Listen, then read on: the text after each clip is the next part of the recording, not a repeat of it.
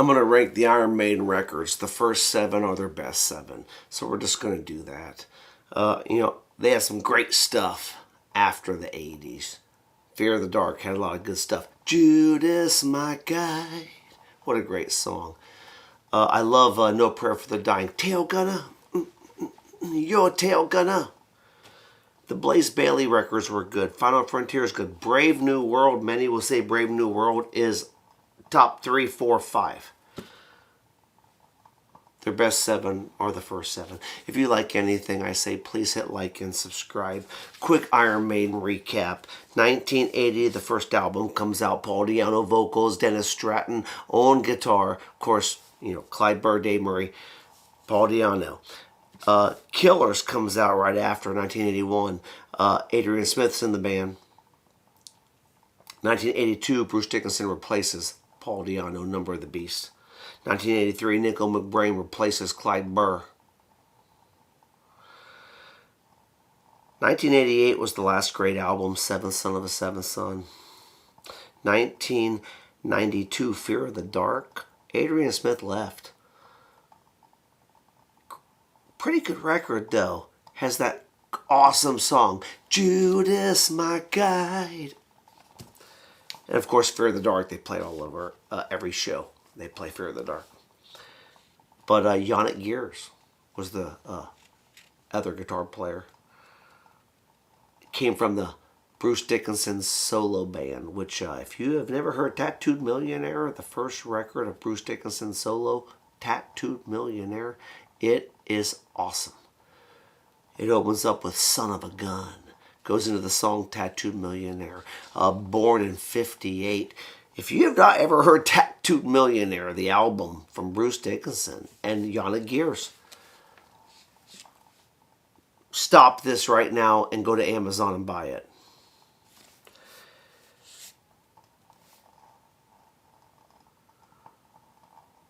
Let's do this. At number 7 is Power Slave. And I know many think Power Slave is the best, and it might be the best. How I rank albums, I listen to each song, I give it a grade 1 to 4. I add up all the grades, divide by the number of songs, and get a grade for the album.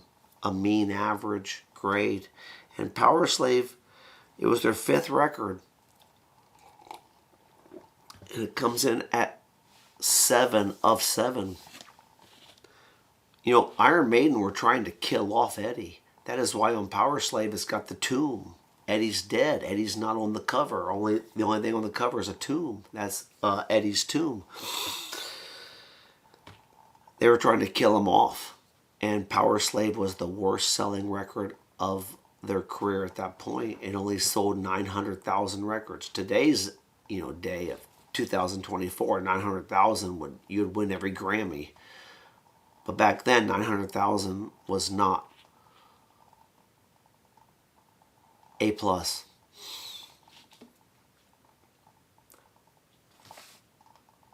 But Power Slave was Iron Maiden's peak.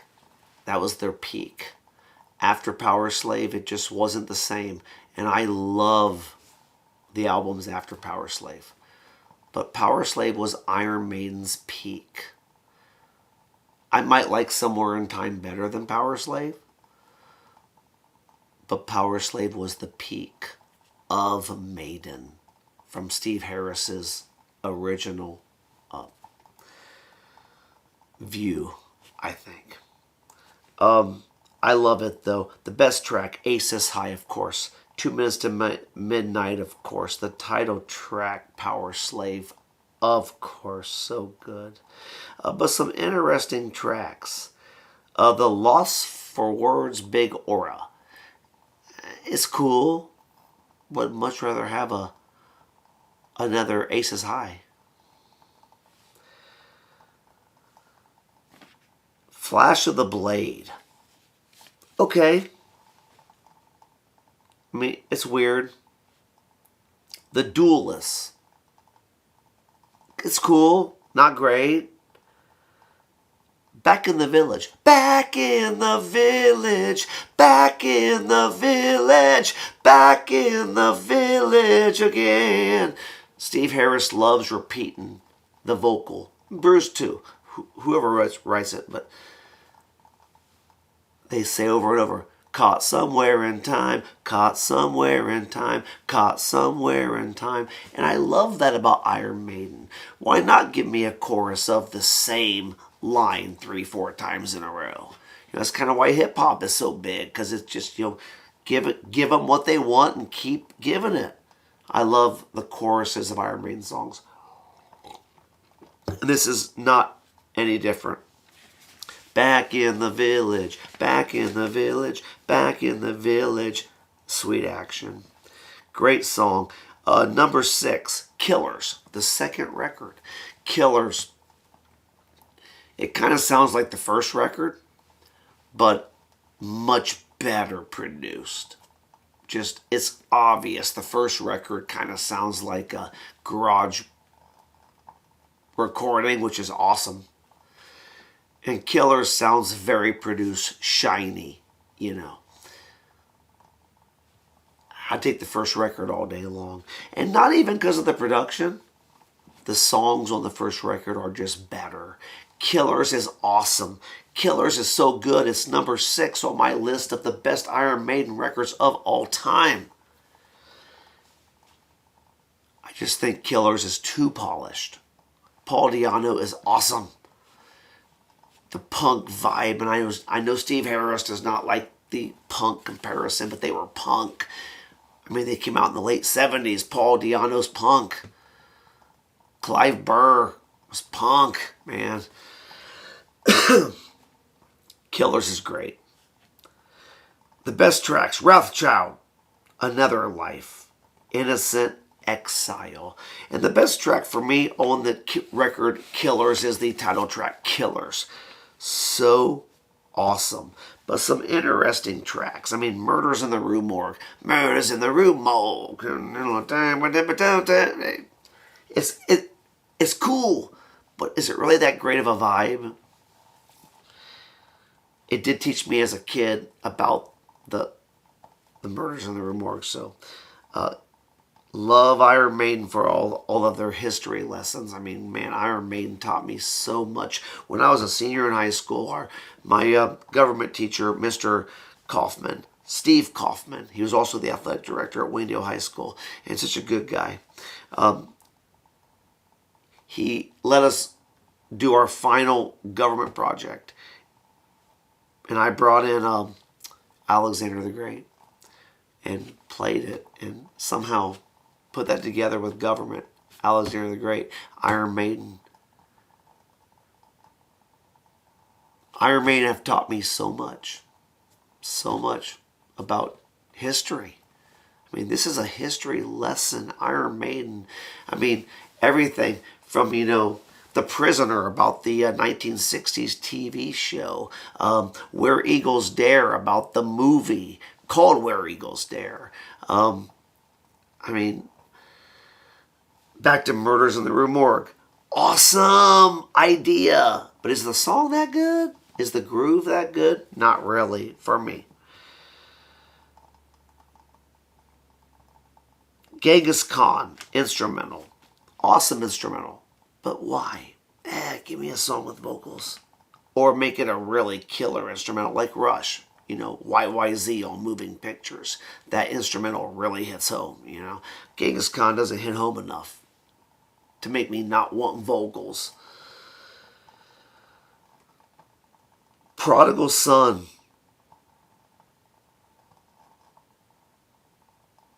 It's cool. It's okay. It kind of sounds like Jethro Tull. All right. Number 5 on my list of the top 7 Iron Maiden records. Number of the Beast. If you like anything I say, please hit like and subscribe. Many would say Number of the Beast is the best album of Iron Maiden. Many would say Number of the Beast is the best heavy metal record of all time.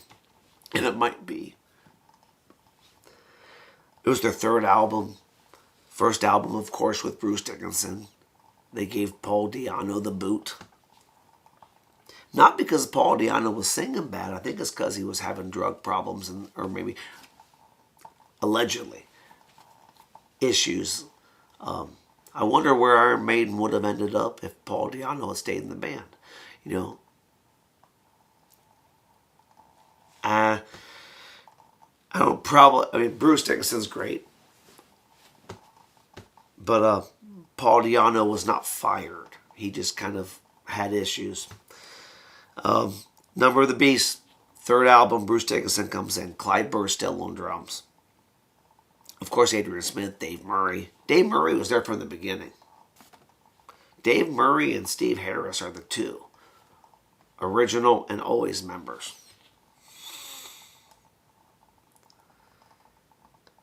The best tracks on Number of the Beast. I really like Invaders, the first track. You know, I don't think Iron Maiden's ever played that live. I mean, I've never heard them play it live. I've never seen it play it live. All the bootlegs I've downloaded, I've never heard them play Invaders live. And it's the first cut. And even Steve Harris has kind of said, looking back, it wasn't a strong opening song to Number of the Beast.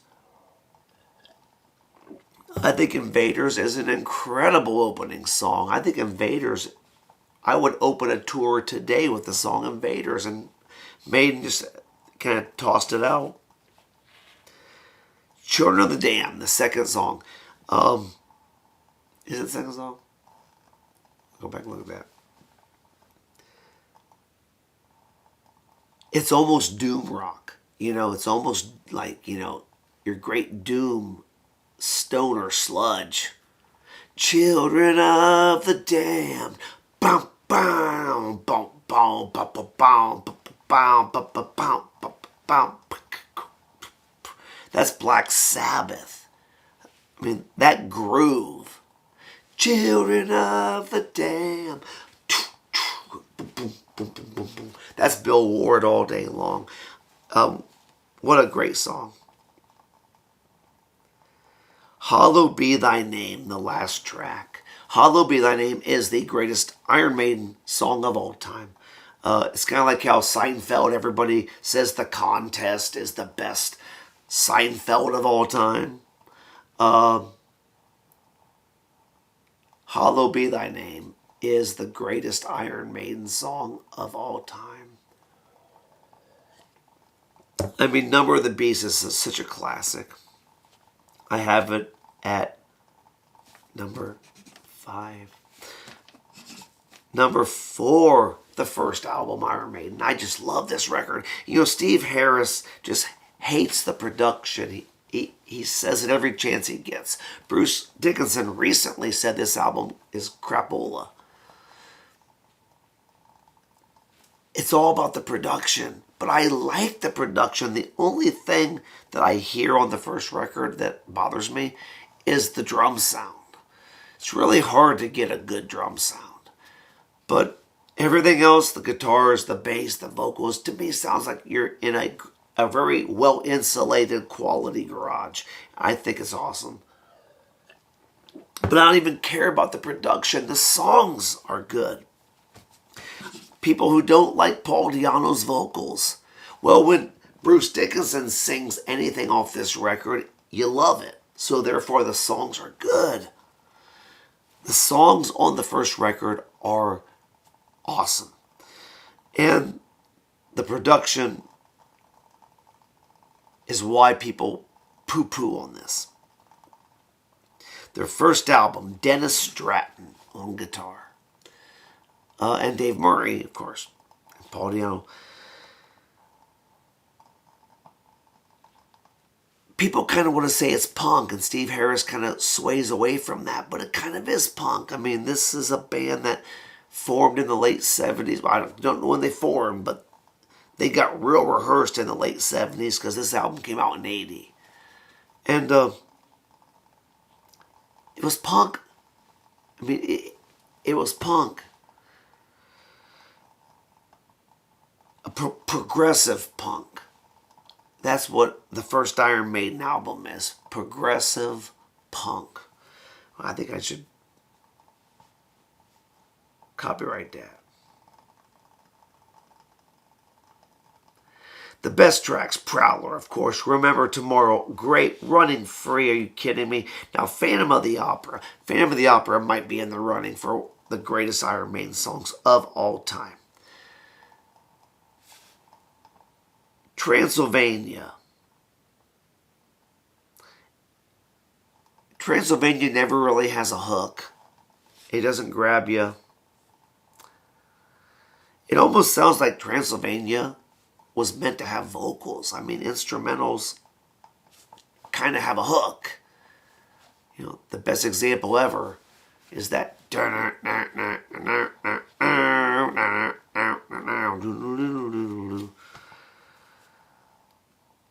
never has a hook.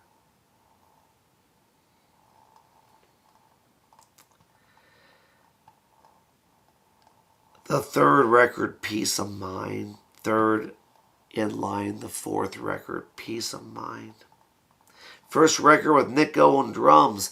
Nico McBrain replaces Clyde Burr. Best tracks, Where Eagles Dare. I mean, what a way to open a record. You have a new drummer.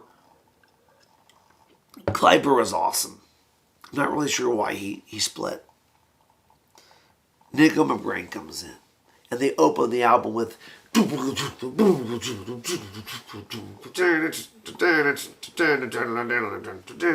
Where Eagles Dare. They open the record with a Nico McBrain drum fill. One of the best openings of any record ever.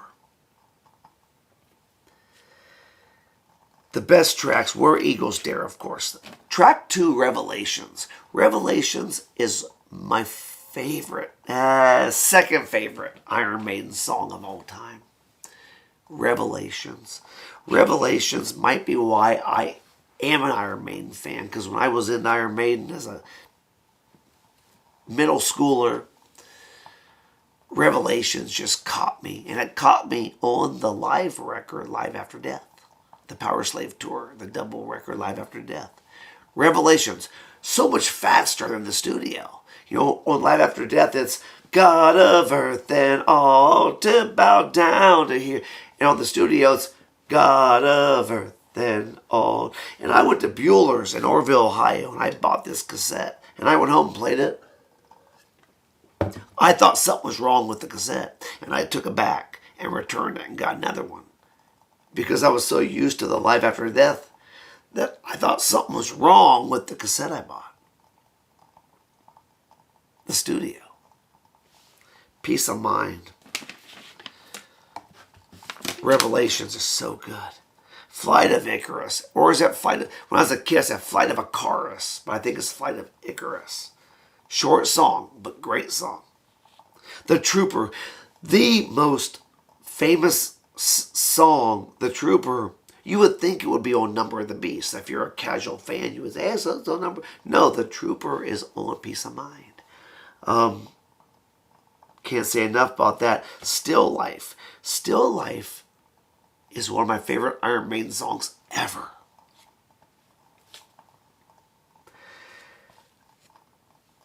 Sun and Steel. Sun and Steel is so good because the riff is so heavy.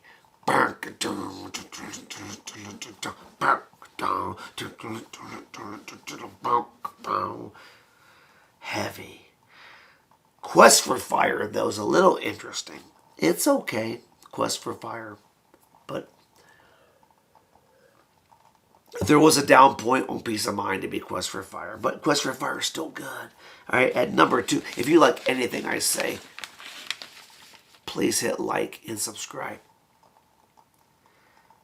Number 2, the second best Iron Maiden record, Seventh Son of a Seventh Son. It's my favorite record. Shout out to Mike Grazer. It's my favorite record. It's a lot of people's favorite record. But when I rank the albums, I listen to each song, give it a grade 1 to 4, add up all the grades, divide by the number of songs, get the mean average for each record, I put them in order. Seventh Son came in second. But it's so good. It's really their only concept record. I mean, concept. When I think concept record, I think, The Wall, Pink Floyd, Operation Mindcrime, Queensryche. I don't consider Seventh Son concept. I mean, concept, yeah, it's a loose concept. It's about as loose as Kiss the Elder. If you never listen to Kiss the Elder, music from the Elder, this album is great. Let me just diarrhea a little bit from the Maiden. Kiss the Elder. So good. This kid is proclaimed to be the chosen one. And then a group of old chodes say, you are the chosen one. You got to fix all this. And then he goes and he battles some guy named Mr. Blackwell. The album ends. The whole point is, I have no clue what is happening with Kiss the Elder. Now, it's one of my favorite Kiss records ever, but I have no clue. Whatever happens with this kid, he runs away from an island. Well, that's kind of like with, Seventh Son. I get it. Moonchild. He's born. Infinite dreams. He has dreams of things happening, and they start happening. And then, of course, Can I Play with Madness? He's now a teenager, and he's accepting the fact that he is mentally insane because he doesn't understand why his dreams have been coming true for so long. And then it goes through, seventh son of a seventh son. You learn that in the old folklore, or maybe truth, that the seventh son of a seventh son is a clairvoyant. You can the prophecy. You can see the future. So this Moonchild was a seventh son of a seventh son. I mean, this is a great concept album. It's my favorite. I just love the cover. I love the blue cover. I love the ice. I love the whole ice age. The whole eddies in like Antarctica somewhere. Just love Seventh Son. Moonchild. What a great cut. And Bruce Dickinson said that when he recorded this, he did Moonchild last. And he said that his vocal performance on Moonchild is the weakest because we had done all the tracks. And he recorded Moonchild last. And he was ripped up like I kind of am now. And it's the first track. I think it's great. Moonchild is amazing. Infinite Dreams. Infinite Dreams is my favorite Iron Maiden song of all time. Infinite Dreams is my favorite Iron Maiden song of all time. Oh, I just love Infinite Dreams. Can I Play with Madness? MTV video. That drove a lot of people away. The MTV video, Can I Play with Madness, drove a lot of people away. Nobody wants Iron Maiden to be on MTV, but you kind of had to do it. And the video was okay, but the video was just so okay that it wasn't really good. Plus a lot of synthesizers in Seventh Son. But it was the 80s. You had to do it. The Evil That Men Do is so good. I love it. I will pray for you. Someday I will return. Don't you cry for me. God, what a great song. The title track, Seventh Son, is so epic. Seventh Son of a Seventh Son, the title track, it would have really fallen really good into Power Slave. Could you imagine taking Power Slave and taking out, the Lost for instrumental thing or the Duelist and put in Seventh Son of a Seventh Son? Oh, Power Slave would be the best album of all time.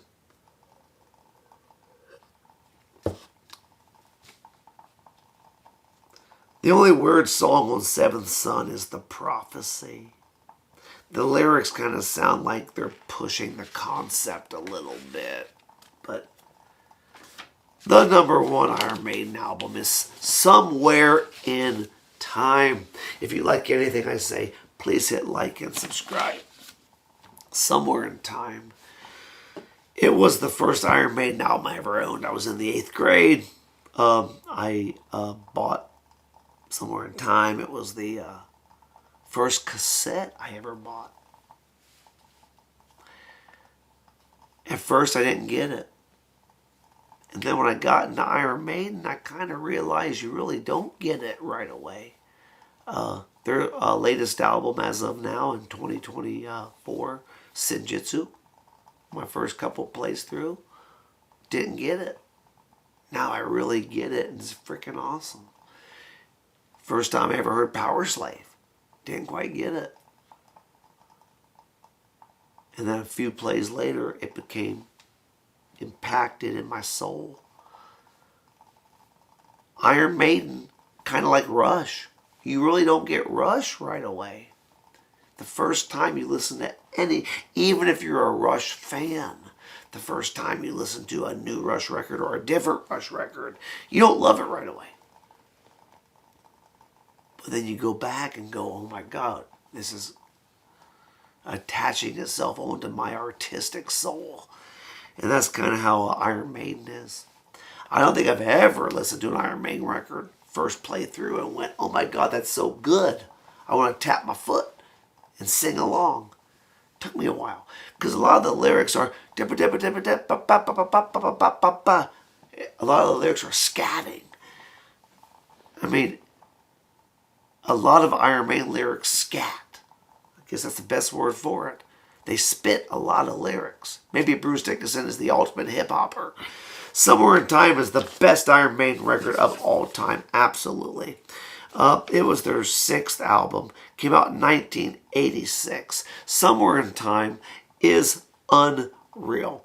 It is just so good. It's kind of like that mix. It's kind of like got the Power Slave mix with the Seventh Son mix. Seventh Son, a lot of people criticize, was a little bit too much 80s with the synths. Well, Power Slave peaked for Iron Maiden to that point. I mean, Power Slave was the peak. You know, Iron Maiden coming up through Iron Maiden, the debut record, into Killers. Of course, into then, you know, Number of the Beast, Peace of Mind. And then Power Slave. That was the peak of that plateau. That was it. Somewhere in Time was a little different. It had an 80s vibe. It had some guitar synth. A little more of an 80s mix. I mean, the cover. Okay, the cover is great. I love it all. You turn over to the back. What makes Somewhere in Time kind of dated is the cartoon picture of the band. You know, the front album, Eddie, Mr. Blade Runner, and all this. Just what a great cover. You turn it over. What a great back cover. And then you have a little drawing of the band. And it's horrible. And Nico McBrain is like 10 feet tall and everybody else is like 7 feet. It's a weird picture. Cut that out. Somewhere in Time is the best Iron Maiden record of all time. Waste the title track. Caught Somewhere in Time. So good. Wasted Years. Written by Adrian Smith. Wasted Years. What a great song. It kind of reminds me a little bit of the vibe of Thunderstruck by AC/DC. And if you think about it a little bit, like from Wasted Years, and Thunderstruck, It's a single guitar lick that draws you in. It keeps the same groove the whole time. It comes back. It comes back. Wasted Years is so good. Sea of Madness is so good. Sea of Madness is so good because of the bass guitar. It is the most clunky, heavy bass guitar I've ever heard. Sea of Madness, the Steve Harris bass guitar.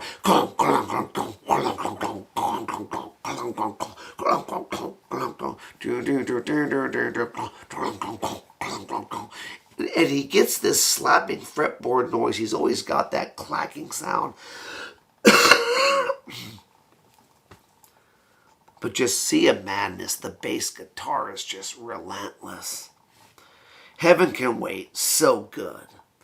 The Loneliness of the Long Distance Runner.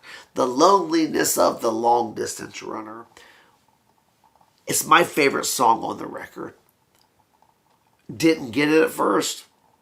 8th grade, when I bought this cassette, and the second side opened up with this long loneliness. Because again, the scatting vocals. You run, you stop, you drop, you yard, you spit, sound is breaking in the head. Incredible vocals, and I just blasphemized it. But I didn't get this song at first.